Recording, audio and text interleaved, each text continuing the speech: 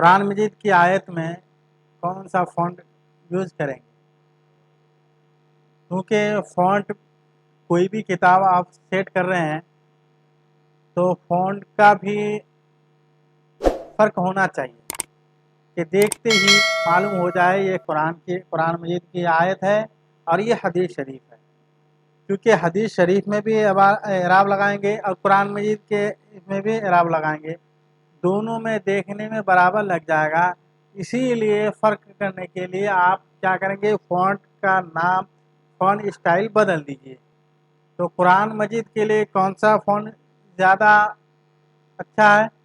الکلام قرآن مجید، الکلام قرآن publisher, یہ جو میں دیکھ رہے ہیں سورہ فاتحہ یہ ہے، اس فونٹ کا نام کیا ہے؟ دیکھیے بہت خوبصورت ہے، یہاں دیکھیے الکلام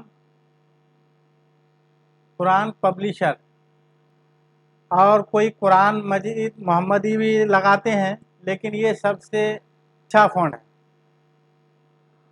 اور یہ جو ہے یہ عربی کے لیے استعمال کیا ہوں تو یہ فونٹ ہے PLF، یہ فونٹ کا نام کیا ہے؟ PLF، یا پھر آپ غالب بھی فونٹ یوز کر سکتے ہیں۔ عربی کے لیے ایک ہوتا ہے غالب یونیکوڈ، مطلب جی دبا رہا ہوں، پہلے اس کو میں بند کر دیتا ہوں۔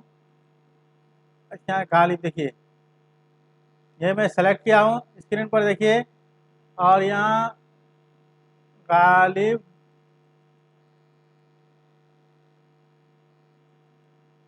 یہ ہے نا، دیکھ رہے ہیں غالب یونیکوڈ، یہ بھی آپ استعمال عربی کے لیے کر سکتے ہیں۔ لیکن دیکھیے پہلے سے اگر آپ کا اعراب لگا ہوا ہے جیسے اللہ میں، تو یہ کیا ہے، ڈبل ڈبل تشدید اور کھڑا ہو جاتا ہے۔ لیکن آپ PLF لیں گے تو کوئی پریشانی نہیں ہوگی۔ PLF کیونکہ میں یہ بند کر دیتا ہوں، یہ تو ان پیج 3 میں بتائے، لیکن ان پیج 2009 میں 12 میں عربی فونٹ اور قرآن مجید کے فونٹ کے بارے میں بتاؤں۔ زیادہ تر لوگ ان پیج 2009 میں ٹریڈ عربک بولڈ، یہاں دیکھ رہے ہیں ٹریڈ عربک بولڈ استعمال کرتے ہیں، یہ فونٹ استعمال کرتے ہیں۔ اور دوسرا عربی کے لیے بطول نام سے، بطول بولڈ، یہ بھی استعمال کرتے ہیں۔ دیکھیے یہ دونوں استعمال عربی کے لیے ان پیج 2009 یا 12 میں استعمال کرتے ہیں، لیکن زیادہ تر ٹریڈ عربک بولڈ استعمال کرتے ہیں۔ یہ فونٹ چونکہ ان پیج 2009 میں پرانے ورژن میں زیادہ فونٹ کے اسٹائل نہیں ہے، لیکن آپ ان پیج 3 میں اگر آپ کتاب وغیرہ کی سیٹنگ کریں گے تو سب سے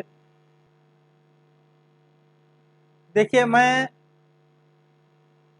کیونکہ یہاں سے المدینہ لائبریری سے میں یہاں کاپی کرتا ہوں، صرف یہاں ڈائریکٹ پیسٹ کرتا ہوں، تو دیکھیے کس طرح ہم وہاں کاپی کر کے یہاں لائیں گے قرآن مجید آیت، آپ اسکرین پر دیکھیے۔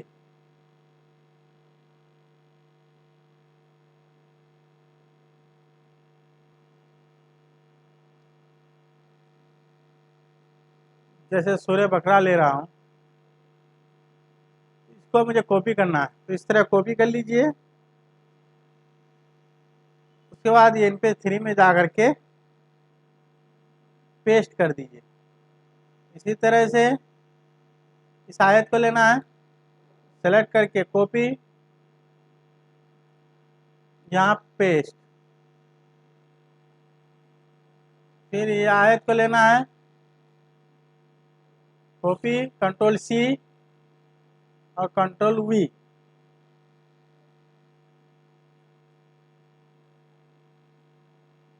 کنٹرول C کنٹرول V، اس طرح سے آپ قرآن مجید کی آیت کو کاپی پیسٹ کر سکتے ہیں المدینہ لائبریری سے، یا کسی بھی ویب سائٹ کے ذریعے سے آپ اس طرح کاپی کر کے لائیں اور قرآن مجید الکلام قرآن پبلشر فونٹ یوز کریں۔